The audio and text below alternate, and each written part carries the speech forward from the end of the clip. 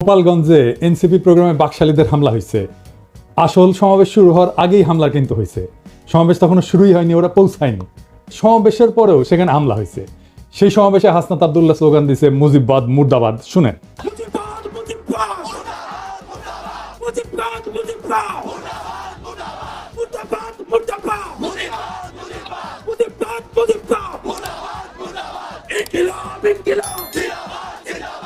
NCP যাইতেছে গোপালগঞ্জ শহরে, আর বাকশালীরা টুঙ্গিপাড়া পাহারা দেয়। আরে দেখো, টুঙ্গিপাড়ার দায়িত্ব তো আমার। লোহা না গরম হইলে হাতুড়ি দিয়ে লোহায় বাড়ি দিয়ে লাভ আছে কোনো? বাকশালীদের ঔদ্ধত্য আর জনগণের ঘৃণা সেই পর্যায়ে পৌঁছাইলে টুঙ্গিপাড়া জয় বাংলা হয়ে যাবে, কেউ ঠেকাইতে পারবে না। টুঙ্গিপাড়া বাঁচানির একমাত্র রাস্তা হইতেছে বাকশালীদের জাতির কাছে ক্ষমা চাওয়া, নয়তো অপেক্ষা করা লোহা গরম হওয়ার পিনাকি শপথ মিস হয় না। যা কইছি করে দেখাবো ইনশাল্লাহ। আওয়ামী লীগ আসলে কি, বাকশাল আসলে কি? একটা নিষিদ্ধ ঘোষিত সংগঠন যারা 16 বছর ধরে রাষ্ট্রকে দখল করে রাখা আয়নাঘর আর গুম খুনের রাষ্ট্র বানাইছিল। 1 বছর হয় নাই হাজার হাজার ছাত্ররে মারলো পাখির মতো গুলি কেড়া। আর এই ছাত্রলীগ আওয়ামী লীগ নিজেরা অস্ত্র হাতে হাসিনা পুলিশের সাথে নামিছিল। তাদের মধ্যে যারা পলাইছে তারা তো পলাইছে, আর বাকিগুলা গোপালগঞ্জে যায় ঢুকিছে। রাজনৈতিক নেতাদের জন্মস্থানে সেই দলের একটা প্রভাব থাকে দীর্ঘদিন, এটা স্বাভাবিক। গোপালগঞ্জেও আওয়ামী লীগের প্রভাব থাকবে, আওয়ামী মনোভাবাপন্ন মানুষ থাকবে, কিন্তু একটা রাজনৈতিক দলের শান্তিপূর্ণ কর্মসূচি করতে দেবে না। প্রাইভেট বাহিনী দিয়ে অস্ত্র হাতে সমাবেশ শুরুর আগেই সমাবেশ স্থল ভাঙবে, এটা কি মগের মূল্য? কেন বিএনপিকে তো গত ফেব্রুয়ারিতে সমাবেশ করতে বাধা দেয় নাই? আমরা তো কথা বলার সভা সমাবেশের স্বাধীনতা চাইছি, রাজনীতির স্বাধীনতা চাইছি। হাসিনা এটা করতে দেয়নি, তো গোপালগঞ্জে কি এখনো হাসিনার শাসন চলে? বিএনপি ওখানে করতে পারলে এনসিপি কেন করতে পারবে না? মানে গোপালগঞ্জের আওয়ামী লীগের সাথে কি এমন প্রেম বিএনপির যে তারা সমাবেশ করতে পারবে, আর কি এমন শত্রুতা এনসিপির যে তারা যাইতেই পারবে না? বিএনপি কি হাসিনার বিরুদ্ধে লড়াই করে নাই? এই বিএনপি যখন 2024-এর 14 সেপ্টেম্বরে প্রোগ্রাম করতে যাইতেছিল, তখন গাড়ি বহরে হামলা করে 3 জন বিএনপির নেতা কর্মীকে মাইরা ফেলাইছিল এই গোপালগঞ্জের বাকশালীরা। আর আজকা বিএনপির কর্মীরা উল্লাস করিচ্ছে আওয়ামী লীগের মতোই, যে এনসিপি মার খাইছে, দাওয়া খাইছে, উল্লাস করিচ্ছে। হ্যাঁ, কি বেকুবের বেকুব রে। তো বিএনপি পরে প্রোগ্রাম করলো তখন কোনো হইলো না কেন? কোনো অ্যারেঞ্জমেন্ট হয়েছিল নিশ্চয়ই। তো যখন পরে বিএনপি প্রোগ্রাম করতে গেল, তখন কেন আওয়ামী লীগ ট্রিগার্ড হইল না? কেন ডাক্তার জাহিদ ট্রিগার্ড হইল না? কেন কচু খেতে ট্রিগার্ড হইল না? কেন আগে থেকে আওয়ামী লীগেরা চ্যালেঞ্জ ছুড়ে দিতে থাকলো? প্রশ্নটা এখানে। তার মানে বিএনপির সাথে গোপালগঞ্জ আওয়ামী লীগের এই মুহূর্তে কোনো কনফ্লিক্ট নাই। কনফ্লিক্ট আছে এনসিপির সাথে। তার মানে এনসিপি সেই শক্তি যা হাসিনাকে উৎখাত করছে, তারে ঠেকাইতে হবে। বিএনপির সাথে আর কোনো শত্রুতা নেই। তাই আওয়াজ তুলছে গোপালগঞ্জের ছাত্ররা ঢুকতে পারবে না, ঢুকলেও বাইরে হতে পারবে না। এইটা ছিল মিথ। এই মিথ চুরমার হয়ে গেছে। রাজনৈতিক দলের কর্মসূচিকে নিরাপত্তা দেওয়া পুলিশের কর্তব্য, আর্মির কর্তব্য।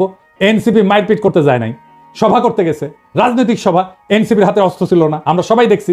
তারা খালি হাতে গেছে, পুলিশ আর্মি নিরাপত্তা দিচ্ছে, তাদের পেশাগত কাজ করছে।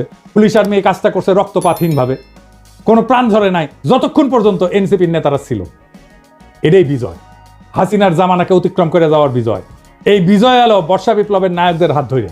গোপালগঞ্জে মুজিব বিরোধী সমাবেশ করতে যাওয়া যায়, নিরাপদে ফিরেও আসা যায়, কোনো প্রাণঘাতী সংঘাত ছাড়াই। তারা তাদের কর্মসূচি শেষ করে ফেরত আসছে।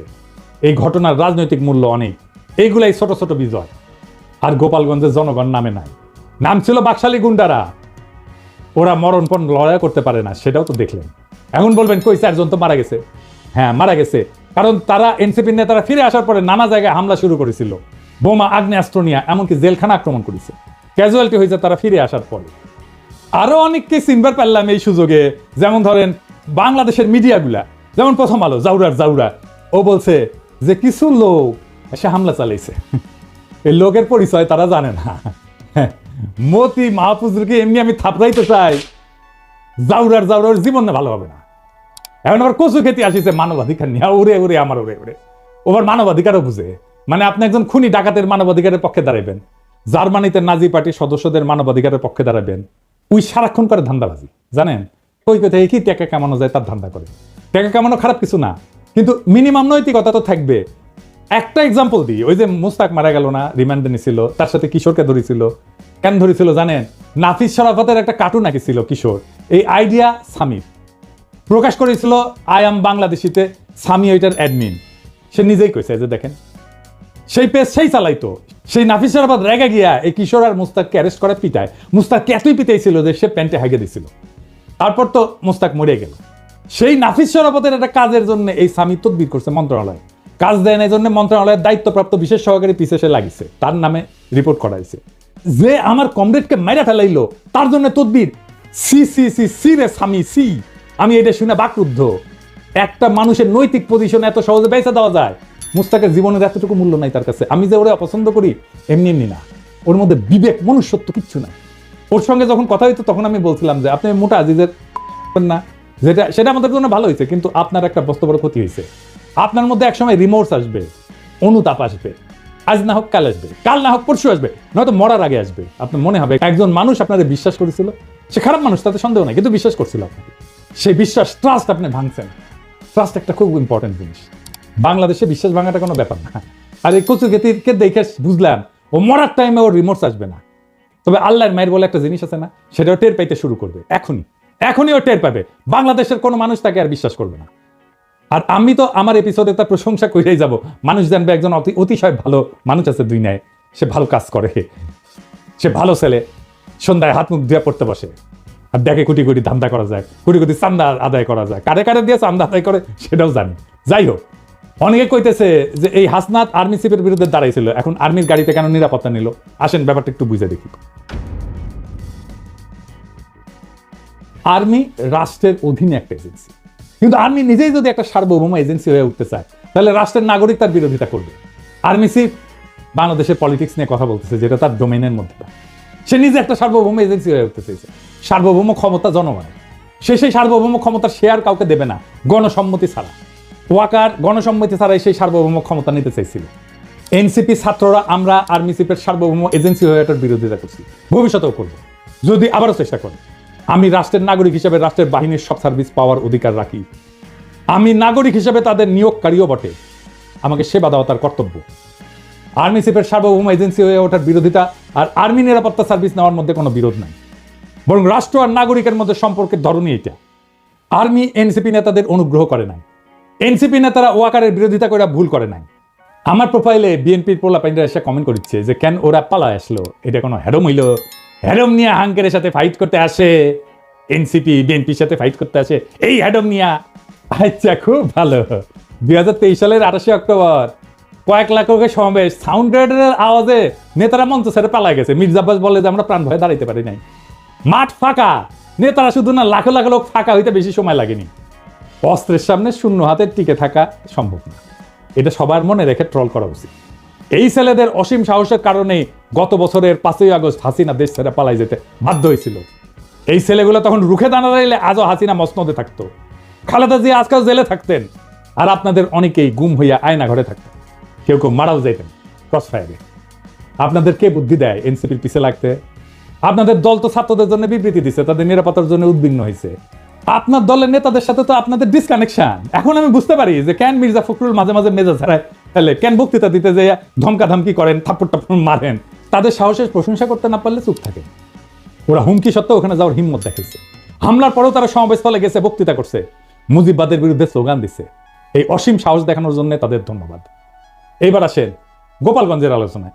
কেন গোপালগঞ্জে যাওয়াটা জরুরি, দখল নেওয়াটা জরুরি? আসেন এই বিষয়টা আলাপ করে বুঝি। 1971 সালে 16 ডিসেম্বর বাংলাদেশ স্বাধীন হয়।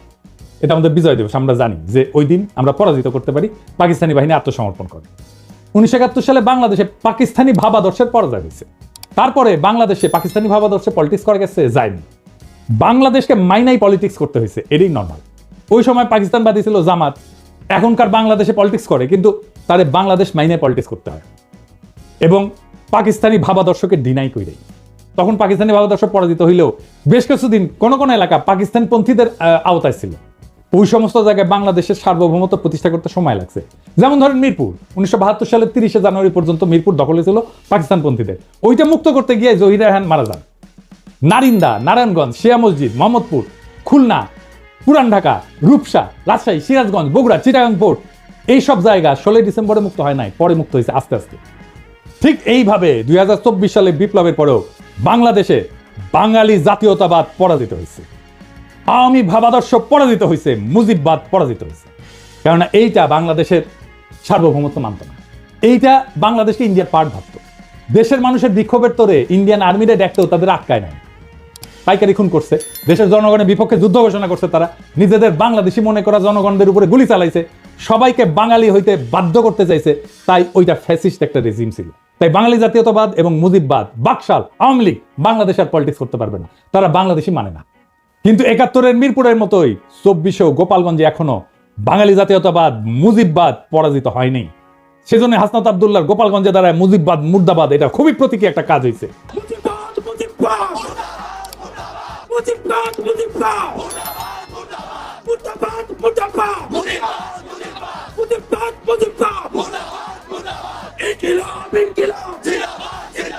আমি গোপালগঞ্জের আমজনতারে বলবো, আপনারা বাংলাদেশ না মানা রেসিস্ট, ফ্যাসিস্ট বাঙালি জাতীয়তাবাদে থাকেন না আর মদত দিয়েন না। সারেন্ডার করতে বাধ্য করেন অ্যান্টি বাংলাদেশ বাঙালি জাতীয়তাবাদী এবং মুজিববাদীদেরকে। পরাজয় মাইনে নিতে বলেন, মাইনে নিয়ে বাংলাদেশে মেইন স্ট্রিমে জয়েন করতে বলেন মেহেরবানি কইরা। আর এটা যদি না করতে চান, গোপালগঞ্জ বিপ্লবের বাংলাদেশের সার্বভৌমত্ব প্রতিষ্ঠা করা হবে। আপনারা ১ সপ্তাহ টিকতে পারবেন না, আর্মি পুলিশ কিচ্ছু লাগবে না, জাস্ট আপনাদের সাপ্লাই চেইন বন্ধ করে দেওয়া হবে। আপনারা বাইরে হতে পারবেন কিন্তু ঢুকতে পারবেন না। সব ইকোনমিক অ্যাক্টিভিটিস বন্ধ হয়ে যাবে, জ্বালানি তেলের সাপ্লাই বন্ধ হয়ে যাবে, গ্যাস বন্ধ হয়ে যাবে, ইলেকট্রিসিটি সাপ্লাই বন্ধ করে দিলে আপনারা শেষ। আগে ঘোষণা দেওয়া হবে, শহর ছাড়েন, ২৪ ঘন্টার মধ্যে ফাঁকা হয়ে যাবে শহর, সব সরকারি কর্মচারীদের উইথড্র করা হবে। পারবেন ৭ দিন টিকতে? প্রফেসর ইউনূসের দায়িত্ব বাংলাদেশের সার্বভৌমত্ব প্রতিষ্ঠা করা গোপালগঞ্জে। আবার ১ মাস পরে মার্চ টু গোপালগঞ্জ ঘোষণা করা হবে, যদি আপোষে সারেন্ডার না করে তাইলে। বেগম জিয়া বলছিলেন গোপালগঞ্জের নামই বদলাই যাবে, গোপালগঞ্জ আর থাকবে না। শুনেন, আপনি কি এখন মুখটা বন্ধ কেন? এই যে মহিলা, আপনার মুখটা এখন বন্ধ কেন? বলেন তো কি বলছিলেন এতক্ষণ ধরে? মুখটা বন্ধ কেন এখন? দেশ কোথায়? গোপালী? গোপালগঞ্জ জেলার নামই বদলে যাবে, বুঝছেন? গোপালগঞ্জ আর থাকবে না। এইটা বাস্তবায়ন করতে হবে। এর জন্য 2টা কাজ করা যায়। এক, গোপালগঞ্জের নামটা বদলে ফেলাই যায়, বা জেলা সদর পরিবর্তন করে অন্য উপজেলায় নিয়ে যায়, নাম বদলে দেওয়া যায়। গোপালগঞ্জ বদলে কাশিয়ানি করা, কিন্তু মৌলিক কোনো পরিবর্তন করা হবে না। আর 2 নম্বর হচ্ছে গোপালগঞ্জের উপজেলাগুলোকে জিওগ্রাফিক্যাল লোকেশন, রোড কানেক্টিভিটি এবং হিস্টোরিক্যাল কালচারাল কানেকশনের ভিত্তিতে অন্যান্য জেলার সাথে রিডিস্ট্রিবিউট করে দেওয়া, গোপালগঞ্জ জেলায় বাদ দিয়ে দেওয়া। এক্ষেত্রে যেটা করা যেতে পারে, 1 নাম্বার, কাশিয়ানি এবং গোপালগঞ্জ সদরকে নড়াইলের সাথে যুক্ত করে দেওয়া যায়। মাকসুদপুর উপজেলাকে মাদারীপুরের সাথে যুক্ত করে দেওয়া যায়। কোটালীপাড়াকে বরিশালের সাথে যুক্ত করে নতুন নামকরণ করে দেওয়া যায়। আর টুঙ্গিপাড়াকে বাগেরহাটের সাথে যুক্ত করে নতুন নামকরণ করা যায়। তো এতে একটা জেলা কমে যাবে। তো একটা জেলা যদি কমে যায়, তাহলে আমরা কোনো একটা জায়গাকে, যেমন ভৈরব বা লাকসামকে নতুন জেলা ঘোষণা করে মোট জেলার সংখ্যা 64 রাখা যায়। এখন সময় আসছে একটা প্রতীকী কিন্তু বাস্তব সিদ্ধান্ত গ্রহণের। গোপালগঞ্জে বাংলাদেশের মানচিত্র থেকে কেবল এক প্রশাসনিক জেলা হিসাবে না, একটা দমন পীড়নের দুর্গ হিসাবে, বাকশাল মুজিববাদের দুর্গ হিসাবে চিহ্নিত করার ইতিহাস থেকে মুক্ত করতে হবে।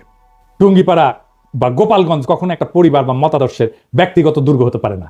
এটা বাংলাদেশ নামের জাতির অংশ। এই জাতির মালিক জনগণ, কোনো পরিবার না।